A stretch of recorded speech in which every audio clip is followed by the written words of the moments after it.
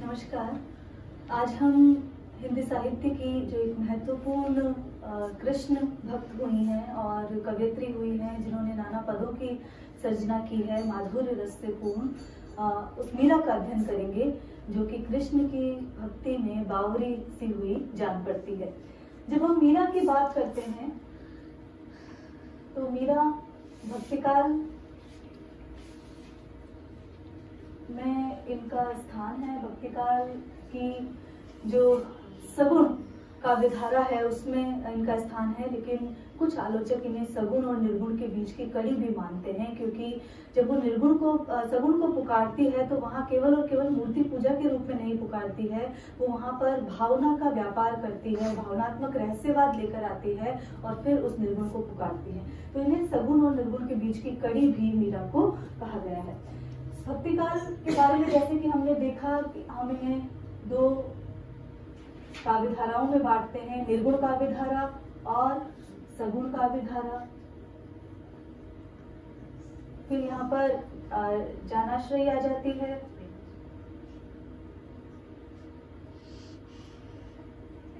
यहाँ प्रेम मार्गी शाखा जिसे सूफी काव्यधारा भी कहा गया, और सगुण में कृष्ण काव्यधारा और राम काव्यधारा। इनके तहत हम समूचे भक्तिकाल को देखते हैं, और भक्तिकाल को जैसा कि कहा हिंदी साहित्य का स्वर्ण युग कहा गया है। तो क्यों कहा गया है? क्योंकि यहाँ पर जब निर्गुण और सगुण दोनों प्रकार के कवि रचनाएं कर रहे हैं तो उनमें मतभेद नहीं है, मन भेद भी नहीं है। वो दोनों काव्य धाराओं में संयोजन का प्रयास करते हैं, वो अध्यात्म को जरूर लेकर आते हैं, लेकिन आडंबर का वहां विरोध करते हैं। तो ये चीजें दोनों ही काव्य धाराओं में मिलती है, और इन दोनों ही काव्य धाराओं में न केवल श्रेष्ठ प्रबंध काव्य लिखे गए, वरन मुक्तक काव्यों की भी सर्जना हुई। इसलिए भक्तिकाल हिंदी साहित्य का स्वर्ण युग कहा जाता है। हम जिस मीरा का अध्ययन करेंगे उसे भी मध्यकाल की वेदना की कवयित्री कह सकते हैं आप। जैसे कि आधुनिक युग में वेदना को जिसने अपने पदों में, रचनाओं में अभिव्यक्त किया, वो कौन थी? महादेवी वर्मा। लेकिन जब हम भक्तिकाल में देखते हैं तो वो वहां पर मीरा आती है, और आधुनिक काल में महादेवी वर्मा आती है।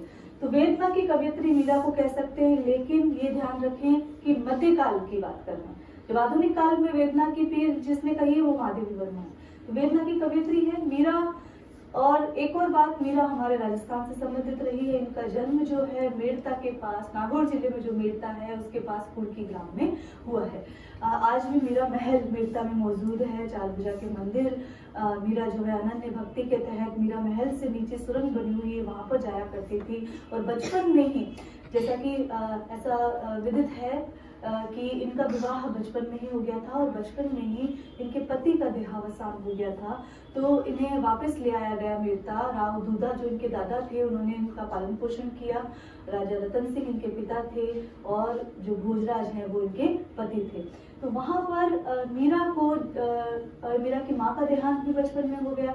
तो वहां पर इनको एक कृष्ण की मूर्त बचपन में ही सौंप दी गई, और मीरा ने उसे सर्वस्व मान लिया। उस बाल मन ने उस मूर्त में इतना कुछ पा लिया कि आजीवन अपनी भावना का व्यापार उससे किया और अध्यात्म की राह वहां से ली। तो कृष्ण को जो समर्पिता जिस स्त्री का चित्रण है वो मीरा है, वो मध्यकाल की भक्त कवयित्री है। जब हम मध्यकाल की बात करते हैं तो आज के बनस्पत जब आप देखते हैं तो वो अधिक रूढ़ियों में जकड़ा था। इतना आसान नहीं था स्त्री का घर से बाहर निकलना, स्त्री का साधु संतों के साथ बैठकर इस तरह भजन गाना। जिस मीरा को आज हम पूजते हैं, जिस मीरा की आज हम बात करते हैं इतने सम्मान के साथ, उसे उतना मान अपने समय में नहीं मिला था, क्योंकि जो एक धारा बहती है उससे विपरीत धारा में मीरा बह रही थी और वहां वो काम कर रही थी।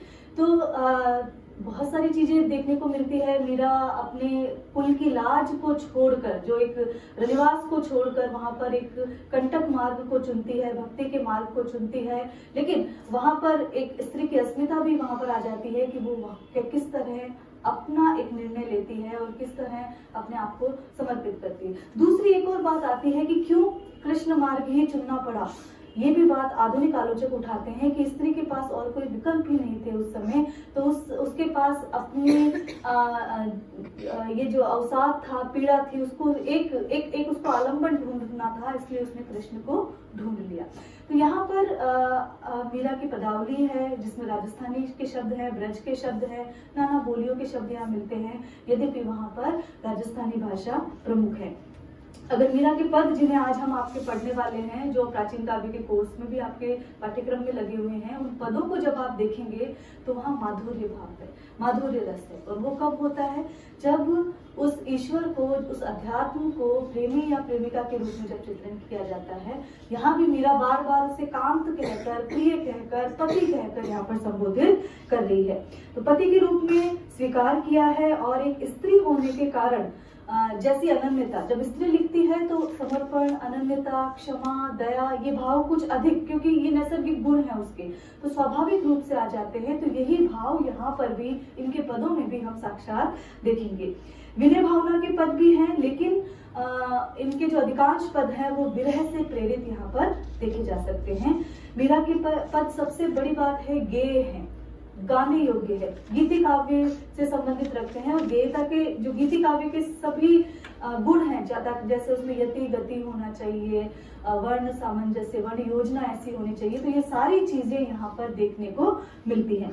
तो इसीलिए उनके पदों में सरसता, सुगमता और प्रवाह है।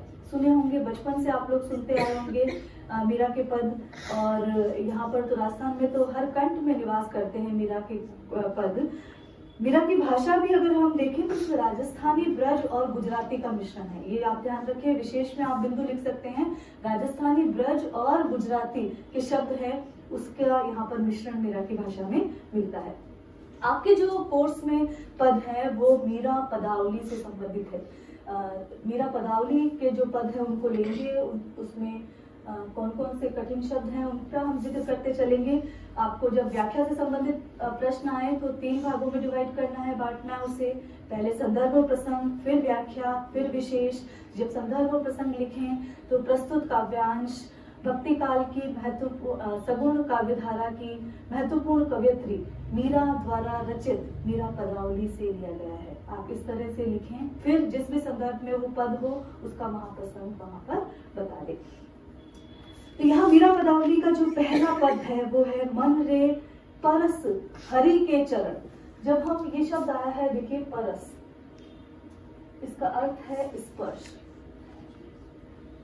तो वो मन को कह रही है कि हरि के ये चरण है, ईश्वर के ये चरण है, कृष्ण के ये जो चरण है उनका तू स्पर्श कर। अब स्पर्श कैसे करेगा?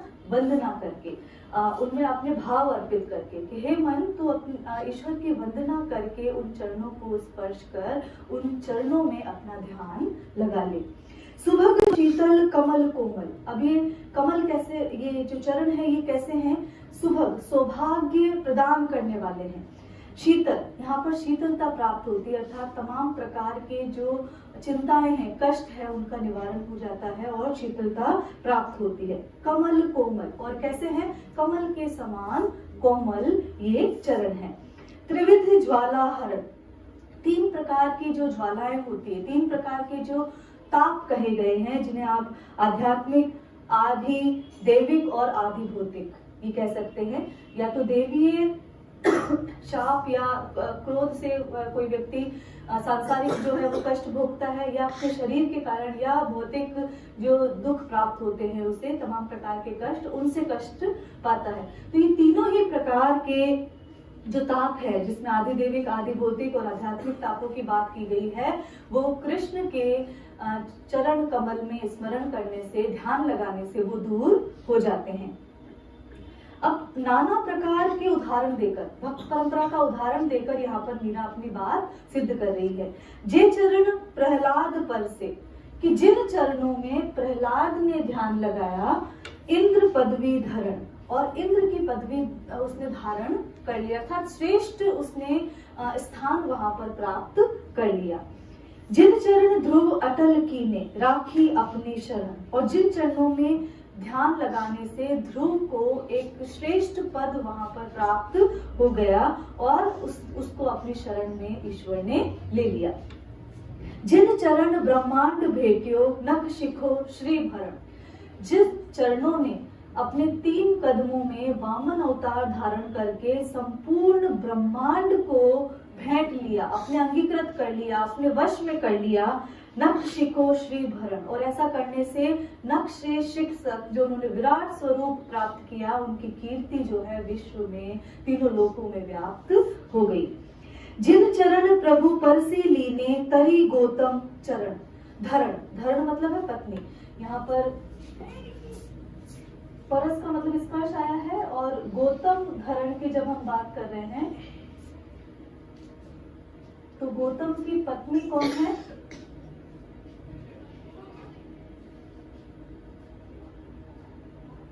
अर्थात अहल्या। अहल्या की बात कर रहे हैं कि जहां वो शाप के कारण जो पत्थर बन जाती है, शिला बन जाती है, तो राम के वहां से गुजरने से वो अहल्या जो है अपने रूप को वापस प्राप्त कर लेती है। तो यहाँ हरि का मतलब जो अलग अलग समय में जिसने विष्णु ने राम का अवतार लिया, कृष्ण का अवतार लिया, उन सारे सभी रूपों की महिमा यहाँ की जा रही है कि जिन चरण प्रभु परसी लीने तरी गौतम घरण। घरण नहीं है, घरण है ये यहाँ पर, कि जिन चरणों का स्पर्श कर लेने मात्र से गौतम की जो पत्नी है उसका उद्धार हो गया था, जिसने शिला रूप धारण कर रखा था, जो पत्थर का रूप धारण कर रखी थी। जिन चरण काली ही नाथ्यो गोप लीला करण। और जिसने कालिया नाग जो था उसका मर्दन कर लिया, और गोप लीला करण, और साथ में गोपियों के साथ, गोपों के साथ जिन्होंने लीला करी। जिस चरण धार्यो गोवर्धन गर्भ मधवा हरण। मधवा कहते हैं इंद्र का नाम है, कि जिसने इंद्र का गर्भ हरण करने के लिए गोवर्धन पर्वत को अपनी उंगलियों में धारण कर लिया था। ऐसे चरणों का महात्म्य जो है वो अद्भुत है, अनूठा है। दासी मीरा लाल गिरधर अगम तारण तरण। ये जो मीरा है एक दासी के रूप में, एक भक्त के रूप में उस गिरधर लाल की उपासना करती है, जो कि अगम तारण तरण, जो कि ये संसार कैसा है? अगम है, अगम में है, जिससे तार पार नहीं उतरा जा सकता, तो ये कैसा है? अगम में। तारण तरण, तो भवसागर से पार उतारने वाले हैं। तारण मतलब भवसागर से पार उतारने वाला जो है उसे तारण तरण कहा गया है।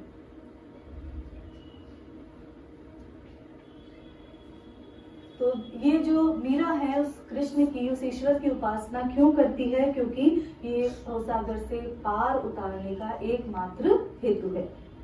तो ये पहला पद था। दूसरा, वहां पर जब भक्त किसी ईश्वर की याचना करता है, उस ईश्वर की भक्ति करता है, तो वो निशि और दिन और रात उसे ही देखना चाहता है। तो यहाँ पर भी मीरा वही प्रार्थना कर रही है कि बसो मेरे नैनन में नंदलाल, कि नंदलाल तुम मेरी आंखों में बस जाओ। लेकिन कैसा रूप लेके बसो? तो आगे उस रूप की बात कर रही है। मोहनी मूर्ति सांवरी सूरत, जिसमें तुम्हारी मूरत जो है वो मोहित करने वाली हो, सांवरी सूरत, और श्याम वर्ण का तुम्हारा जो शरीर है, तुम्हारा जो छब है, वो मेरी आंखों में बस जाए। नैना बने विशाल, और जिस मूर्ति में तुम्हारी आंखें विशाल रूप धारण किए हुए हैं, विशाल बनी हुई है, वैसी ही आंखों वाली जो श्याम वर्ण की मूर्त है, मोहन मूर्ति है, वो मेरी आंखों में बस जाए। अधर सुधारस मुरली राजित, अधर होठों पर जो अमृत जैसा रस बरसाने वाली जिस मूर्ति में तुम्हारी मुरली बसी हुई हो, उसी मूर्ति को मैं अपने आंखों में बसाना चाहती हूँ। उर वैजंती माल, और गले में क्या पहनी हुई है तुमने? वैजंती पुष्पों की माला तुमने धारण की हुई हो, तो ऐसी मूर्ति मैं आंखों में बसाना चाहती हूँ। क्षुद्र घंटिका कटितत शोभित, क्षुद्र छोटी छोटी घंटियां तुमने जब कमर पे धारण कर रखी हो, ऐसा आभूषण पहन रखा हो, और जब तुम चलते हो तो तुम्हारे पैरों में नुपुर बंधे हुए हो, और उससे मधुर शब्द का निर्माण हो रहा है। रसयुक्त, रसाल का मतलब रसयुक्त, तो रसयुक्त शब्द का जिससे निर्माण हो रहा है, स्वर जिससे फूट रहे हो, ऐसी छवि मैं देखना चाहती हूँ। मीरा के प्रभु संतन सुखदाई, भक्त वत्सल गोपाल। तो मीरा के जो प्रभु है वो क्या है? सभी संतों को सुख देने वाले हैं, भक्त वत्सल गोपाल। वत्सल, भक्त वत्सल, भक्तों की भी रक्षा करने वाले वो गोपाल हैं, पालक हैं। इसलिए मैं उनकी आराधना करना चाहती हूँ और उनकी उस मूर्ति को आंखों में बसाना चाहती हूँ जिसमें नेत्र विशाल हो और जो श्याम वर्ण की हो, जो मोहित करने वाली हो। ठीक है, आगे के पद में कह रही है, हरि मेरे जीवन प्राण आधार। हरि, ये ईश्वर जो है वही मेरे जीवन के प्राण आधार है, प्राणों के आधार है। और आसिरो नाहिन तुम बिन, तुम्हारे बिना और कोई सहारा मेरा नहीं है, आश्रय मेरा नहीं है। तीनों लोक मझार, मझार मतलब बीच में, तीनों लोकों के बीच में मैंने जहां जहां भी देखा, मुझे और कोई ऐसा देव नजर नहीं आया, सिर्फ तुम ही हो जहां मैं आश्रय प्राप्त कर सकती हूँ। आप बिना मोहि कछु न सुहावे, तुम्हारे नाम स्मरण के बिना, तुम्हें देखने के सिवा, तुम्हारी सेवा करने के अलावा मुझे और कुछ भी नहीं सुहाता है। निरख्यो सब संसार, मैंने सब प्रकार के संसार देख लिए हैं, सभी प्रकार के भाव देख लिए हैं, सभी प्रकार के मनुष्यों को देख लिया है, लेकिन मुझे और कोई भी भाव नहीं वहां पर सुहाता है। मैंने सारा संसार, निरख्यो मतलब देख लिया है। तो अनुभव से, या निरखने की बात कैसी है कि ऐसे देखना ही नहीं है कि यहाँ कहाँ क्या है, तो अनुभव से मैंने ये देख लिया है और मैंने तुम्हारे बिना और कोई भी व्यक्ति, कोई भी देव वहां पर प्राप्त नहीं किया है। मीरा कहे मैं दासी रावरी, दीजो मति विसार। मति राजस्थानी शब्द है, देखिए मति अलग चीज है जिसे बुद्धि कहते हैं, लेकिन जब मति की बात कहते हैं तो ना के अर्थ में है ये, है ना, कि ये बावरी दासी है तुम्हारी, ये बावरी भक्त है जो बहुत कम जानती है, तुम कहीं इसे विसार मत देना, मतलब भुला मत देना। विसारना मतलब भुलाना। तो यहाँ आप देखोगे राजस्थानी के शब्द हैं, जब विसारना जैसे ब्रज के शब्द आ रहे हैं, अगम या तत्सम के शब्द आ रहे हैं, तो बहुत सारी चीजें यहाँ एक साथ आ रही हैं, तो इनका ध्यान रखिए आप भाषिक दृष्टि से। तो मीरा कहे मैं दासी रावरी, दीजो मति विसार, मुझे भुला मत देना। आगे एक भक्त की बात है जहाँ कबीर भी ऐसे पद कहते हैं कि मैं तो तुम्हें निरंतर देखता रहता हूँ, तुम मेरी ओर नहीं देखते, है ना। धनानंद भी ऐसी बात कहते हैं जब वो कहते हैं कि तुम तो एक ही हो, लेकिन तुम्हारे लिए जो है देखने वाले तुम्हें बहुत सारे हैं।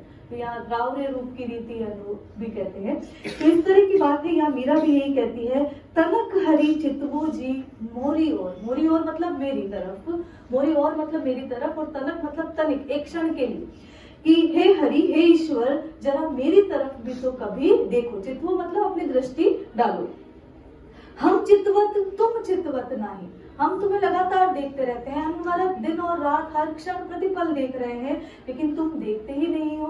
तो क्या हो? दिल के बहुत कठोर, तुम बहुत निष्ठुर हो, कठोर हृदय हो, जो मेरी ओर दृष्टि भी नहीं डालते। महरी आशा चितवनी तुमरी, महरी मतलब भारी, मेरी जो आशा है वो क्या है? तुम्हारी एक चितवन, तुम्हारी एक दृष्टि जो है वो मेरी जीवन की आशा है। और न दूजी ठोर, और कोई भी मेरा ठिकाना नहीं है, और अन्य आशा मेरे जीवन की कुछ भी नहीं है। तुमसे हमको तो तुम ही हो, हमसे लाख करोड़, तुमसे हमको तो तुम ही हो, हमारे लिए तुम्हारे समान श्रेष्ठ सिर्फ एक ही है। हो सकता है तुम्हारे लिए मेरे जैसी लाखों हो, करोड़ों हो।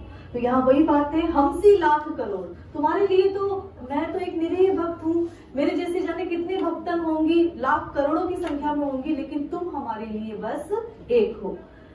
ऊबी ठाड़ी अरज करत है, मैं खड़ी हुई हूँ, ऊबी हूँ राजस्थानी शब्द, ठाड़ी खड़ी हुई हूँ, अरज करत हूँ, और लगातार तुमसे क्या कर रही हूँ? प्रार्थना कर रही हूँ। अरज करत भई भोर, और मुझे ये प्रार्थना करते करते क्या हो गई है? सुबह हो गई है। मैं रात्रि से निष्दिन प्रार्थना कर रही हूँ, और ये अरज में खड़ी होकर रात्रि से कर रही हूँ, और भोर होने को आ गई है। मीरा के प्रभु हरि अविनाशी, दूंगी प्राण अकोर। अकोर मतलब न्योछावर करना, कि ये मीरा के प्रभु कौन है? ऐसे ईश्वर है जिनका विनाश नहीं हो सकता, जो नष्ट नहीं हो सकते, अविनाशी है, जिनको जन्म जन्म में पाया जा सकता है, जो शाश्वत है।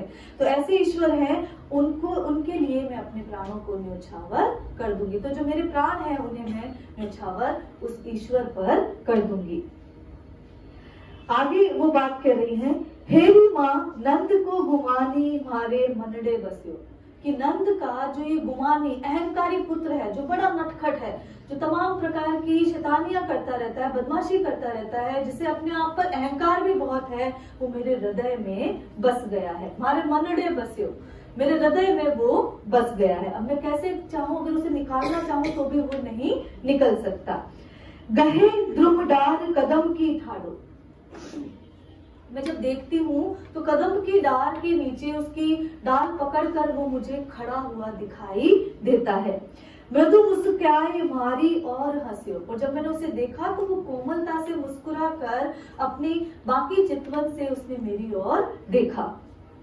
पीतांबर कटिकाशनी कासे, उसने अपने कमर पर पीले रंग के वस्त्र धारण किए हुए हैं। रत्न जटित सिर मुकुट कसयो, और रत्नों से जड़ा हुआ मुकुट जो है उसने अपने माथे पर बांधा हुआ है।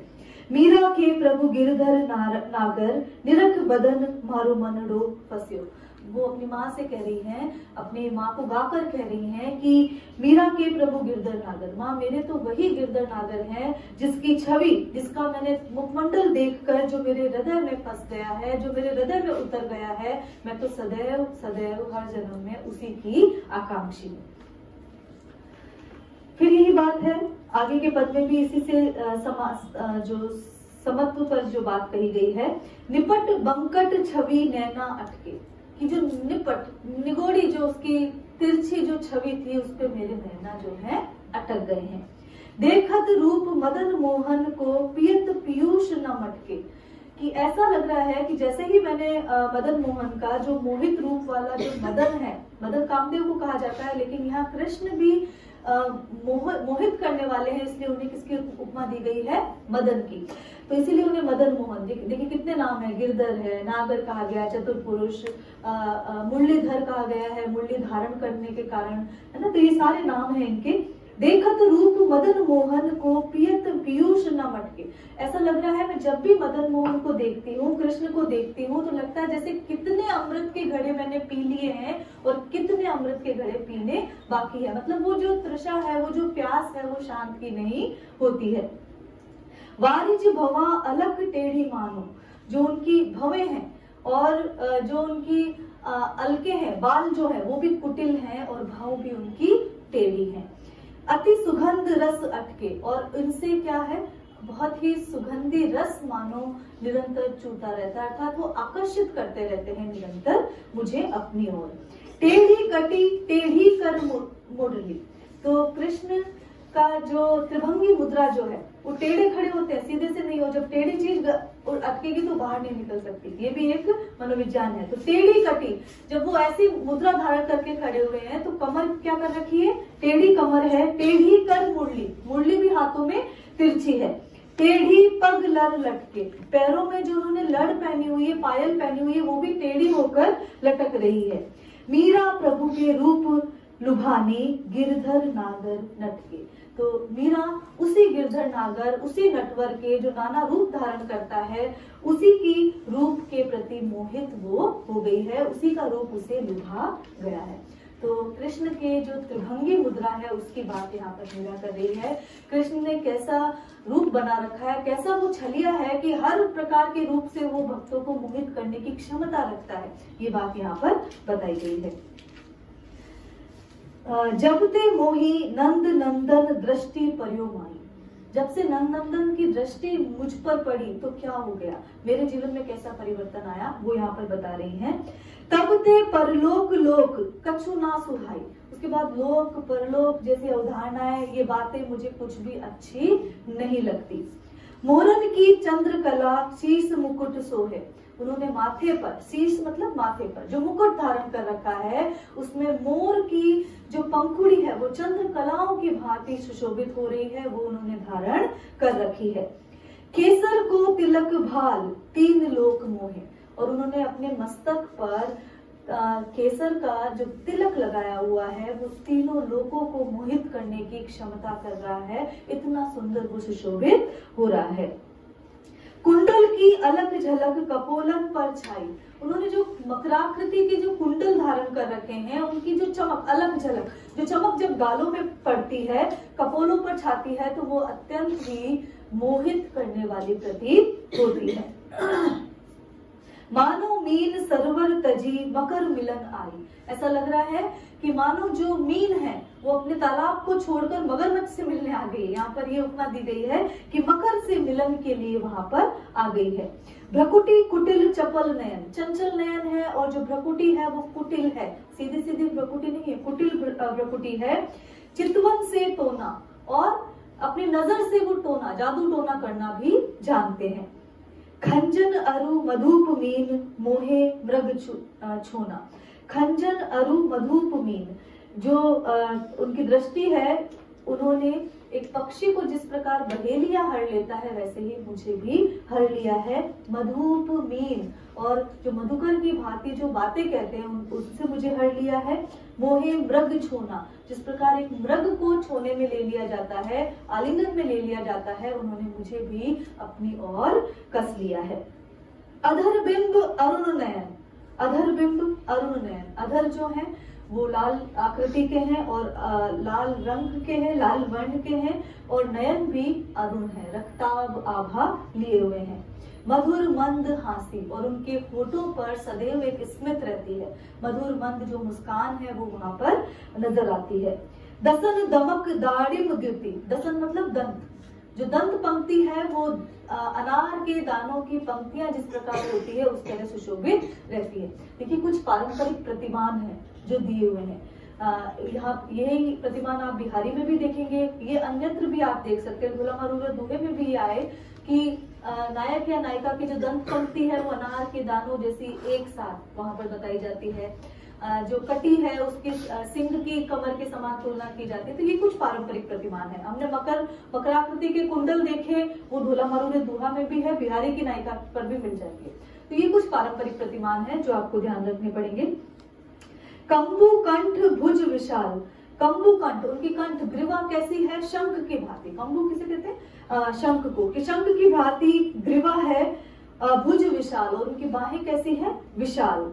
ग्रीव तीन रेखा, और वो जो गर्दन है वो एक रेखा, पतली रेखा की भांति वहां पर दिखाई देती है।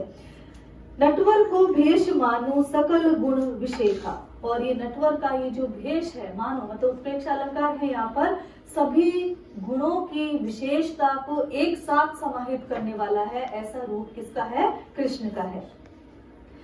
क्षुद्र घंट किंकिनी, जो उन्होंने घंटा युक्त, जो बेल युक्त जो कमर में जो आभूषण धारण किया हुआ है। अनूप धुन सुहाई, जब वो चलते हैं तो अनुपम धुन, अनुपम स्वर, अनुपम शब्द, अनुपम नाद वहां पर उत्पन्न होता है। गिरधर के अंग अंग मीरा बलि जाई, तो इस प्रकार कृष्ण का जो हर अंग प्रत्यंग इतना मोहित करने वाला है उस पर मीरा न्योछावर हो जाती है, मीरा बलि बलि हो जाती है। ठीक है, आगे का जो पद है, नैना लोभी रे बहुरी सके नहीं आए। ये नैना क्या है, लोभी हो गए हैं, और एक बार जहां उस कृष्ण की छवि पर ठहर जाते हैं तो मेरे बुलाने पर भी फिर नहीं लौटते, तो लोभी हो गए हैं। बहुरी सके नहीं आए, फिर लौट कर, मेरे कहने पर भी लौट कर नहीं आ सकते। रोम रोम नखसिक सब निरखर, और हर पल उसका रोम रोम निहारते हैं, उसका नख शिक सभी कुछ निहारते हैं। ललच रहे ललचाए, और उसे देखने की और अधिक इच्छा, निरंतर एक लालच जो है वो निरंतर, ललचाया हुई आंखें जिसे कहते हैं ना कि आंखें तो प्रिय को ही देखने की आकांक्षी है, तो ललच रहे ललचाए, तो ललचा कर वो आंखें उसे ही देखना चाहती है। मैं खाड़ी ग्रह आपने रे मोहन निकसे आए, मेरी कोई गलती नहीं है, मीरा बता रही है, मैं तो अपने घर में खड़ी हुई थी, मोहन ही वहां से अचानक से निकले। सारंग ओट तजे कुल अंकुश, सारंग किसे कहते हैं, देखिए सारंग वैसे श्लेष का भी आ जाता है, लेकिन यहाँ श्लेष नहीं है इस शब्द में। सारंग का मतलब वस्त्र, सारंग का मतलब एक तरह का पशु भी होता है, सारंग का मतलब जो घड़ा है वो भी होता है। तो यहाँ पर सारंग ओट तजे कुल अंकुश, लेकिन मैंने तो वस्त्रों की ओट घूंघट धारण किया हुआ था, लेकिन उस मोहन को देखते ही उस घूंघट ने अपनी लाज छोड़ दी। तो सारंग ओट तजे कुल अंकुश, मेरे कुल का अंकुश उसे देखते ही टूट गया। बदन दिए मुस्काए, और वो मुझे देखते ही मेरा मुखमंडल भी हंसने लगा और वो भी हंसने लग गए। लोक कुटुंबी बरज बरज ही बतिया कहत बनाए। अभी लोक है, जो संसार है, परिवारजन जो है, वो नाहक ही तरह तरह की बातें बनाते हैं और मुझे बरजते रहते हैं, मतलब डांटते रहते हैं। ये शब्द बार बार आता है। ब्रज का शब्द है बरजना, मतलब डांटना। इन शब्दों का प्रयोग आपको हिंदी में करना चाहिए। ये शब्द जो हमारी संपदा से दूर होते जा रहे हैं, तो इस तरह के शब्दों का प्रयोग करके आप अपनी भाषा को बचा भी सकते हैं और प्रभावी भी बना सकते हैं। तो चपल लोक कुटुंबी बरज बरज ही बतिया कहत बनाए। बरज बरज ही पुनरुक्ति प्रकाश अलंकार है यहाँ पर, कि लोक संसार जो है, कुटुंबी जो है, परिवारजन जो है, वो तरह तरह की बातें बनाकर मुझे डांट रहे थे कि कैसे किसी अनजान युवक से इस तरह की बातें कर रही है। चंचल चपल अटक नहीं मानत, पर हत गए बिकाए। लेकिन ये जो चंचल जो नयन है, वो किसी भी प्रकार की रोक टोक को नहीं मानते हैं। और परहत का मतलब है दूसरे हाथों, पराये हाथ, कि पराये हाथों ये जो मेरे नैन है, मेरी जो आत्मा है, ये बिक गई है। भली कहो कोई बुरी कहो, मैं सब लई शीस चढ़ाए। और जब मैं इस प्रकार कृष्ण की आराधना करती हूँ, कृष्ण से प्रेम करती हूँ, कृष्ण से प्रीति करती हूँ, तो लोग मुझे भला और बुरा सब कहते हैं। भली कहो कोई बुरी कहो, सब लई शीस चढ़ाए। सब सारी बातें मैंने माथे पर धारण कर ली है। मीरा कहे प्रभु गिरधर के बिन पल भर रयो न जाए, कि मुझे तो उस कृष्ण के बिना मैं एक क्षण भी नहीं रह सकती। कृष्ण मेरी आत्मा में निवास करते हैं। अब चाहे कोई मुझे डांटे, कोई कुल को विनाश करने वाली कहे, या कोई तरह तरह की बातें करे, मुझे उसकी परवाह नहीं है। वो मैंने सारी बातें सर माथे पर रख ली हैं। आली रे मेरे नैनन बान पड़ी। हे सखी, सखी को कह रही है कि मेरे नैनों में किसी तरह की क्या आ गई है, विद्रूपता आ गई है, कोई चीज हो गई है कि ये मेरा कहा अब नहीं मानते। चित्त पड़ी मेरे माधुरी मूरत उर्विच आन अड़ी। मेरी दृष्टि एक मधुरी मूरत पर पड़ गई। माधुर्य पूर्ण मूरत जो है, मोहन जो है, उसकी मूरत पर पड़ गई और मेरे हृदय के बीच वो अड़ गई है, हृदय के बीच आकर अटक गई है, वो अब निकाले नहीं निकलती। कब की खाड़ी पंथ निहारू अपने भवन खड़ी। देखिए ये चीज भी बार बार आई है, कबीर भी यहाँ कह रहे हैं, विरहनी उबी पंथ श्री। कहते हैं ना, विरहनी मार्ग पर खड़ी होकर, एक रास्ते पे खड़ी होकर अपने प्रिय का मिलन का, उसके मिलन का इंतजार कर रही है कि कब ही मिलेंगे प्रिय मेरे। वो खड़ी है वहां पर। यही बात यहाँ पर है, कब की खाड़ी पंथ निहारू, कि जाने मैं कब की खड़ी हुई रास्ते को निहार रही हूँ, अपने भवन में खड़ी हुई कि मोहन मुझे कब आकर मिलेंगे। कैसे प्राण पिया बिन राखूं जीवन मूल जड़ी। तो मेरे जो प्राण है, मेरे जो प्राण जहाँ बसते हैं, उन प्राणों को मैं पिया के अभाव में, उसके वियोग में कैसे संभाल कर रखूं। जीवन मूल जड़ी, जड़ी बूटी वाली जड़ी की बात है, क्योंकि वही मेरे जीवन को सहेज कर रखने वाली क्या है, औषधि है। मीरा गिरधर हाथ बिकानी लोग कहे बिगड़ी। यहाँ लोग मुझे बिगड़ी हुई कह रहे हैं, बिगड़ी हुई लड़की कह रहे हैं, बिगड़ी हुई नायिका कह रहे हैं, लेकिन मैंने तो अपना सर्वस्व किसके, उस गिरधर के हाथों, उसके चरणों में समर्पित कर दिया है। अब लोग मुझे चाहे कुलनाशी कहें या बिगड़ी कहें तो कहते रहे। फिर यहाँ पर वो तो घोषणा कर रही है, लोग बहुत कुछ कह रहे हैं, आसान नहीं था। मीरा का जो समय था मध्यकाल था, बहुत तरह का उन पर इतना आसान नहीं है कि किसी को पति की घोषणा कर दे वो वहां पर, है ना। तो वहां पर बहुत तरह के अंकुश थे उस पर, लेकिन सात्विक प्रेम था और एक तरह का अध्यात्म वहां पर था, भक्ति भावना थी, तो वहां वो खुलेआम सरेआम कहती है, मेरे तो गिरधर गोपाल दूसरा न कोई। ये आपने भजन बहुत सुना होगा, गे है मीरा के पर कि मेरे तो सिर्फ और सिर्फ वो गोपाल हैं जिन्होंने ब्रजवासियों का पालन किया, जिसने गिरि को धारण किया, और उसके अलावा कोई और नहीं है। जाके सिर मोर मुकुट मेरो पति सोई। और मैं बता दूं, आपको नहीं जानते हो तो जान लो, जिसने माथे पर मोर का मुकुट धारण किया हुआ है वही मेरा श्रेष्ठ पति है। छाड़ी दई कुल की कानी कहा करी रे कोई। कानी मतलब मर्यादा। कहता रहे, लोग कहते रहे कि इसने अपनी कुल की मर्यादा को छोड़ दिया है। ये सारी बातें कोई भी पुरुष, कोई भी व्यक्ति, कोई भी समाज कहता रहे भले, मुझे उससे कोई भी मतलब नहीं।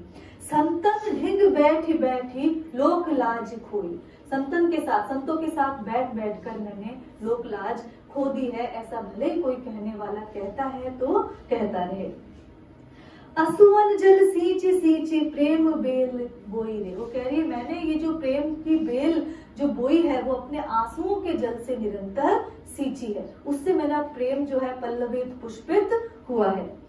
अब तो बैल फैली गई आनंद फल कोई। और अब ये तो बैल बहुत अधिक फैल चुकी है, अब मैं इसको कोई रोक नहीं सकता, और आनंद रूपी जो फल है वो भी इस बैल पर लग चुका है।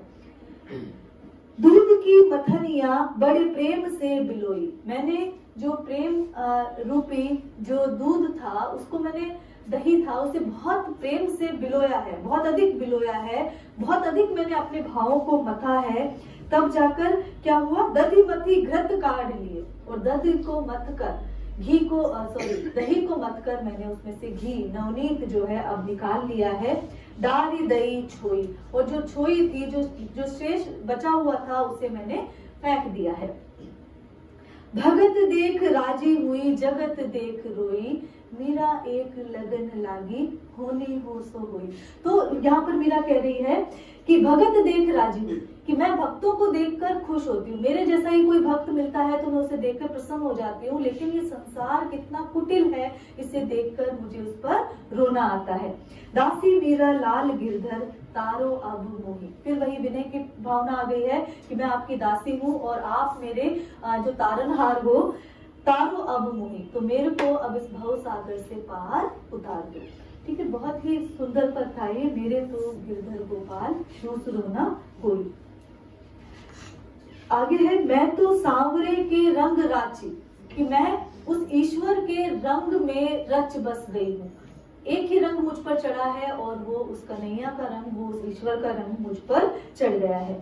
साज सिंगार बांध पग घुंघरू लोक लाज तजी नाची। और उसके प्रेम में मैं पग गई हूँ, साज सिंगार, उसी के प्रेम में होकर मैंने श्रृंगार किया है, नाना भांति का श्रृंगार किया है। बांधी पग घुंघरू, पग में मैंने, पैरों में मैंने घुंघरू बांध लिए हैं, और लोक मर्यादा को त्याग कर, तजी, तजी मतलब त्याग कर, मैं अब नाचने लग गई हूँ। तो किसमें, प्रेम में, कृष्ण के प्रेम में, ईश्वर के प्रेम में मैं जो लोक मर्यादा छोड़कर नाच रही हूँ।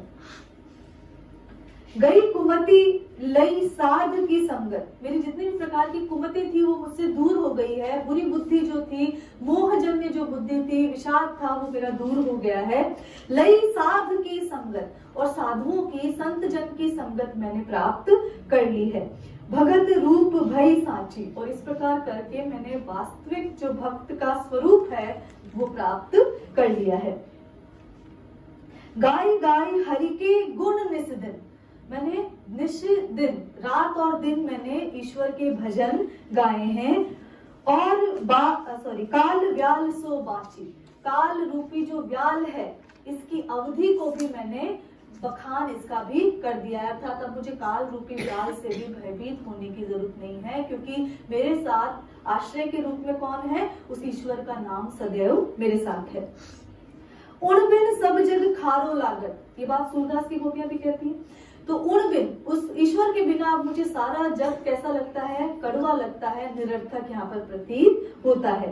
और बात सब काची, और सारी बातें कैसी लग रही है, निरर्थक, कच्ची बातें लग रही हैं, बेबुनियाद सी बातें लग रही हैं, जिनका कोई मोल नहीं है, ऐसा नजर आ रहा है।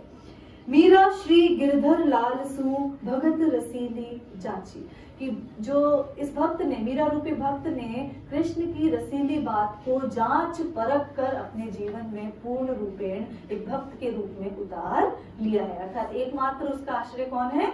कृष्ण है। बार बार नाना प्रकार से मीरा इन बातों को कह रही है। अब आगे जब बात कहती है कि कहाँ जाना होगा, स्त्री को किसी न किसी आश्रय की बात कहते हैं।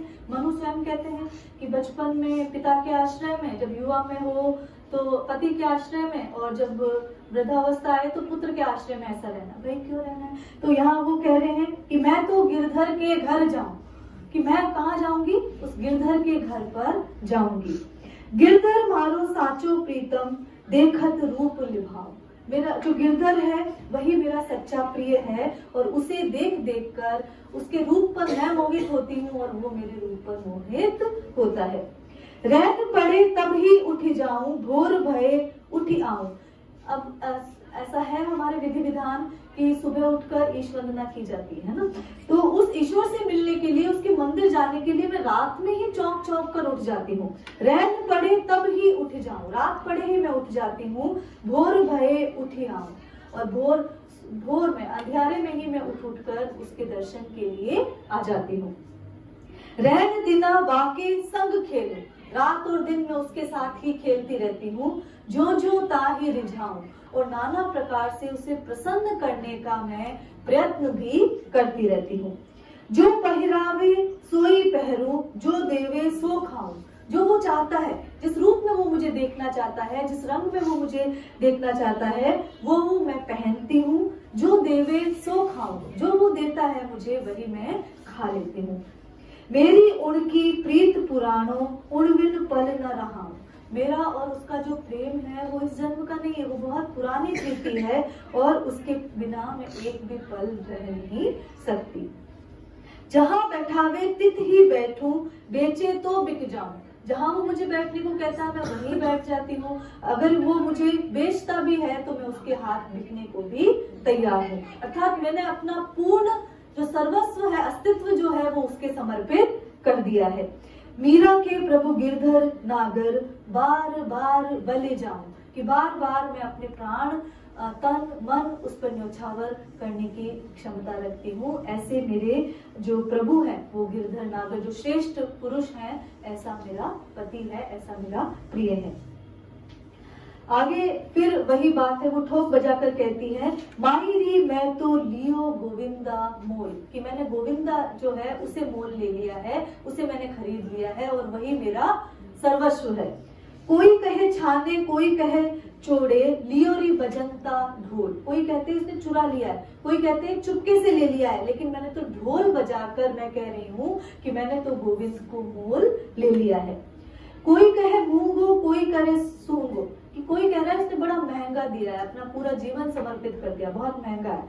कोई कहे सुहगो, कोई कहे इसने सौभाग्य परक चीज मोल ले ली है, बहुत ही श्रेष्ठ चीज ले ली है, सस्ता ही ले लिया है। लियोरी तराजू तोल, लेकिन मैंने तो अपने मन के तराजू में पूरी तरह तोल कर उसे ले लिया है। कोई कहे कारो, कोई कहे गोरो, कोई कहते हैं कैसा इसने मोल लिया है, ये तो बहुत सांवला है, काला है, कोई उसे गोरा बता रहा है।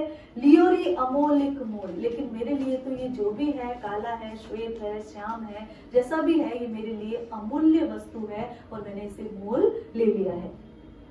याही को सब लोग जानत हैं, लियोरी आँखी खोल, ये लोग सब जान ले कि मैंने पूरी तरह होशो आवास में आंखें खोलकर कृष्ण से अपनी प्रीति की है। मीरा को प्रभु दर्शन दीजियो, पूर्व जन्म को पोल, मीरा कह रही है कि ये तुम्हारी मेरी बात आज की नहीं है, पूर्व जन्म का पोल है, हमारे बीच का वादा है, हमारे बीच की निष्ठा है, इसलिए मुझे दर्शन तुम जरूर से दे देना। मीरा को प्रभु दर्शन दीजिए, मीरा को प्रभु दर्शन दे देना, क्योंकि ये आज की बात नहीं है, ये पूर्व जन्म का हमारा तुम्हारा जो शपथ है, हमारी तुम्हारी कोई बात है जिसका निर्वहन तुम्हें करना है। यहाँ टेक लिखा हुआ आ रहा है, उसका मतलब है जब गाते हैं तो दोहराना है उसे, है ना। मैं गिरधर रंग राती, सैया मैं गिरधर रंग राती, कि मैं गिरधर के रंग में राती हुई जा रही हूँ, खिलती जा रही हूँ, बढ़ती जा रही हूँ, मेरा रूप सौंदर्य लावण्य जो है वो बढ़ता जा रहा है। पचरंग चोला पहन सखी में झिरमिट खेलन जाती। मैंने 5 रंग का चोला पहन रखा है, 5 रंग के वस्त्र पहन रखे हैं। अब पचरंग चोला क्या है? जो 5 तत्व का जो शरीर है उसे पचरंग चोला कहा है। एक बहुत ही महत्वपूर्ण किताब भी आई है मीरा की, जिसे माधव हाड़ा ने लिखा है, हमारे राजस्थान के ही है, पचरंग चोला पहन सके। मीरा के ही जो मीरा की ऐतिहासिकता पर वो किताब एक आलोचनात्मक तरीके से बात करती है, पचरंग चोला पहन सकी में। तो यहाँ भी 5 तत्व रूपी चोला जो है वो मैंने धारण कर रखा है। देखिए, जब पचरंग तत्व की बात आ गई तो यहाँ जो निर्गुण काव्य धारा वाली चीजें आ गई। हमने कहा ना, जहां पर साधना की बात आ जाए, जहां पर अष्ट कमल दल चरखे की बात आ जाए, 5 तत्वों की बात आ जाए, 3 गुणों की बात आ जाए, वहां पर वो निर्गुण शब्दावली है। तो पचरंग चोला पहन सखीरी, मैंने पृथ्वी, जल, अग्नि, वायु और आकाश रूपी जो 5 तत्व का जो चोला है, वस्त्र जो है वो मैंने धारण कर लिया है। और मैं झिरमिट, लुका छुपी खेलने जा रही हूँ। लेकिन झिरमिट यहाँ कौन सा झिरमिट है?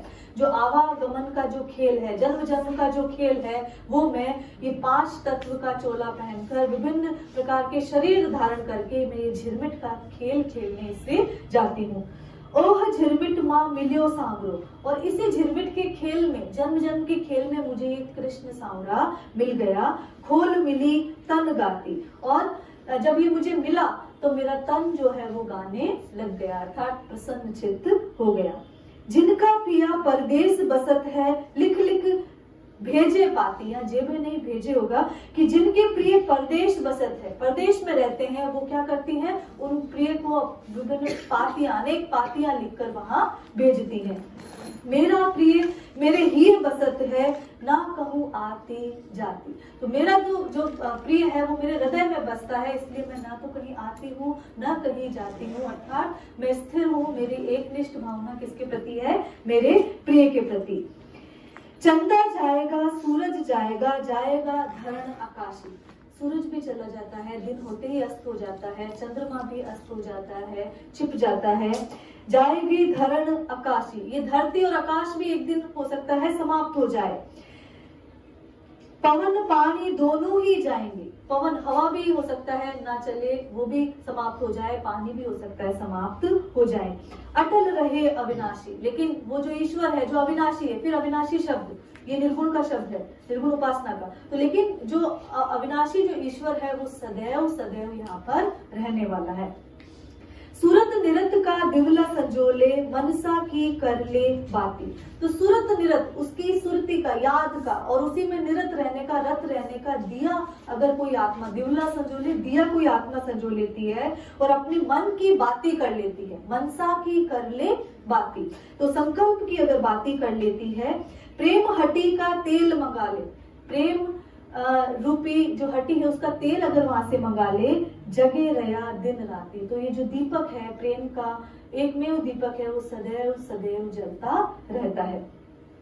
सतगुरु मिलिया सासा भाग्या, सैन बताई साची, कि सतगुरु के मिलते ही तमाम प्रकार के जो कष्ट है वो दूर हो जाते हैं। ये बात जो मेरे अग्रजन है, मेरे जो संत जन है, उन्होंने सत्य ही कही है। ना घर तेरा ना घर मेरा, गावे मीरा दासी, कि ये जो घर है, ये संसार है, ना तो तेरा है ना मेरा है, यहाँ सिर्फ और सिर्फ कण कण में, घट घट में कौन बसता है? ईश्वर है। तो मीरा गा कर यही उस अविनाशी ईश्वर की बात कहती है। एक पद और कर लेते हैं। बड़े घर ताली लागी रे, कि बड़े घर, उस बड़े घर की ताली मुझे मिल गई है, या उस बड़े घर का ध्यान मुझे लग गया है, या उस बड़े घर से प्रीति मुझे हो गई है। 3 बातें हैं। उस बड़े घर की चाबी, अर्थात मुझे कोई अकूत खजाना मिल गया है, बड़े घर में मेरा ध्यान लग गया, उस ईश्वर के प्रति ध्यान लग गया है, उस ईश्वर से मेरी प्रीति हो गई है। मारा मनरी उनारथ भागी रे, उनारथ जो दुविधा थी, जो बेचैनी थी, जो तमाम प्रकार के कष्ट थे मेरे मन के, जो दुविधा थी वो दूर हो गई है। छीलर ये मारो चित्त नहीं रे, अब वो कह रही है कि मेरी झील या छोटे मोटे तालाबों में मेरा चित्र नहीं है, मन नहीं है, मुझे तो समुद्र मिल गया है।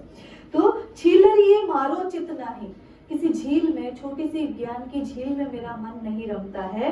डाबरिये कुड़ जाए, और कौन छोटे मोटे तालाब पर ही अब जाना चाहता है। डाबरिया मतलब तालाब, जहाँ पानी थोड़ा बहुत इकट्ठा हो जाता है, उसे डबरा कहते हैं, हिंदी का शब्द डबरा। तो डाबरिये कुड़ जाए, तो ऐसे छोटे तालाब पर अब कौन जाएगा। गंगा यमुना सु काम नहीं रे, मैं तो जाए मिलूं दरियाओ। अब गंगा यमुना से भी मेरा काम नहीं है, मैं तो समुद्र से जाकर मिल जाऊंगी। दरियाओ, समुद्र से जाकर मिल जाऊंगी। हारा मोड़ा सु काम नहीं रे, सोख रही नहीं सिरदार, कि अब मेरा ऐसे वैसे किसी व्यक्ति से भी काम नहीं, मैं तो सरदार से, उस श्रेष्ठ ईश्वर से जाकर मिलूंगी।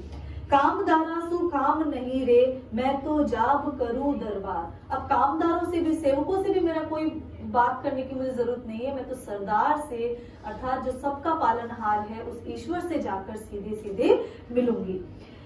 कांच कथीर सु काम नहीं रे, कांच कथीर मतलब जो छोटी मोटी धातुएं हैं, कांच है या तांबा है, कथीर तांबा है, तो उन धातुओं से भी मेरा कोई लेना देना नहीं है। आगे वो लिखती है, लोहा चढ़े सिर भार, ना ही लोहे जैसी भारी वस्तु को भी मुझे लेकर चलने की आवश्यकता है। अर्थात कोई अगर इन्हें धन मानता है तो ये भी मेरे लिए निरर्थक है। सोना रूपा सु काम नहीं रे, मारे हीरा रो व्यापार। वो कह रही है सोना और अन्य प्रकार के धन से भी मुझे कोई लेना देना नहीं है, मैंने तो उस ईश्वर से प्रीति करके मेरा व्यापार किसका हो गया है, हीरा रो व्यापार है मारो। तो मैं तो बहुत अधिक धनिक हूँ, मुझे और किसी धनी हूँ और किसी चीज की मुझे आवश्यकता नहीं है। भाग हमारो जागियो रे, भयो समंदर सुसीर। मेरा भाग्य जग गया है और समंदर से मेरा एकत्व स्थापित हो गया है। सीर मतलब हिस्सेदारी, मेरी समंदर में अब भागीदारी है, तो मेरा उससे अब एक यहाँ पर अनुबंध हो गया है, तो मुझे और किसी चीज की आवश्यकता नहीं है। इमृत प्यारा छाड़ी के कुण पीवे कड़वी नीर, कि अमृत का प्याला छोड़कर अब कौन कड़वा नीर पीना चाहता है। अर्थात मुझे तो ईश्वर मिल गया है, तो मुझे अन्य किसी भी चीज की आवश्यकता नहीं है। पीपा को परचो दीनो, दिया रे खजीना पूर, कि पीपा जो यहाँ पर पीपा को परचो देना, पीपा कौन है यहाँ पर, भक्त है, तो पीपा को भी उन्होंने पर्चा दिया, अर्थात अपना संदेश दिया। दिया रे खजीना पूर, और उनका खजाना जो है वो पूरा पूरा भर दिया। मीरा के प्रभु गिरधर नागर, घड़ी मिल्या छे हजूर, कि मीरा के तो प्रभु कौन है, गिरधर नागर, जो उसे पति के रूप में यहाँ पर प्राप्त हो गए हैं। हरि सागर जनि बिसरे, छीलर देखी अनंत, कि हरि जो है वो हरि सागर जनि बिसरे, कि हरि जैसा जो सागर है वो बहुत ही दुर्लभ है और वो बहुत प्रकार के प्रयत्नों से मिलता है। छीलर देखी अनंत, मैंने बहुत प्रकार की झीलें तो देखी है, लेकिन हरि जैसा ये सागर है वो मैंने कहीं नहीं देखा है। मीरा लागो रंग हरि, औरन रंग सब अटक पड़ी, कि मीरा कह रही है मेरा तो एक उसी हरि के रंग में मन रम गया है, और जितने भी रंग है उनसे मेरा दुराव हो गया है, वहां से मैं दूर हट गई हूँ। चूड़ो मारे तिलक अरुमाला, सील भरत सिंगारो, अब मेरा चूड़ा भी वही है, मेरा तिलक माला मतलब तमाम प्रकार का सौंदर्य जो है, और जो मेरा शील है, व्रत जो है, श्रृंगार वो है, कौन है, कृष्ण ही कृष्ण है। और सिंगार हमारे दाय न आवे, यो गुरु ज्ञान हमारो, और जितने भी प्रकार के श्रृंगार है मुझे दाय मतलब पसंद ही नहीं आते, चाहे कितना ही प्रकार का जो गुरु ज्ञान भी अगर मिल जाए तो वो भी मुझे दाय, वो भी मुझे पसंद नहीं आता। कोई निंदो कोई बिंदो, चाहे कोई निंदा करे, चाहे कोई मुझे श्रेष्ठ कहे, चाहे कोई मेरा गुणगान गाए, मैं तो गुण गोविंद का गास्या, कि मैं तो किसका, उस गोविंद का गुण सदैव सदैव गाती रहूंगी। जिन मार्ग मारा साध पधारे, उन मार्ग में जास्या, और किस मार्ग में जाऊंगी, जिस मार्ग पर मेरे साधु संत चलकर गए हैं, मैं उसी मार्ग पर चलना चाहूंगी। चोरी न करस्या, जीव न सतास्या, मैं किसी भी प्रकार की चोरी नहीं करूंगी, किसी भी प्रकार के जीव को सताऊंगी नहीं, किसी भी प्रकार के आत्मा को नहीं सताऊंगी। कोई करसी मारो, काई करसी मारो कोई, तो यदि मैं ऐसा कोई कृत्य ही नहीं करूंगी तो फिर मेरा कोई क्या बिगाड़ लेगा। गज से उतर के खर नहीं चढ़स्या, ये तो बात ना हुई। कि अब मैं जब हाथी पर चढ़ गई हूँ तो उससे उतरकर मैं किसी गधे पर तो नहीं बैठूंगी, अर्थात मुझे ज्ञान की जब प्राप्ति हो गई है तो अब मैं किसी भी प्रकार के अज्ञान को मोल नहीं लूंगी। तो ये बात तो नहीं हो सकती, अर्थात मुझे जो ज्ञान प्राप्त हुआ है, मुझे जो कृष्ण प्रेम प्राप्त हुआ है वो श्रेष्ठ है। अब उसे छोड़कर मैं अन्य कोई वस्तु, अन्य कोई निरर्थक वस्तु नहीं ले सकती। तो देखिए ये जो पद थे यहाँ पर सगुण और निर्गुण दोनों बातें आ रही हैं। यहाँ पर माधुर्य भाव की भक्ति है तो साथ ही विनय के पद भी है, जहाँ वो बार बार स्वयं को क्या बता रही है, दासी। तो ये कुछ पद थे, आगे के कालांश में हम शेष पद करेंगे। नमस्कार।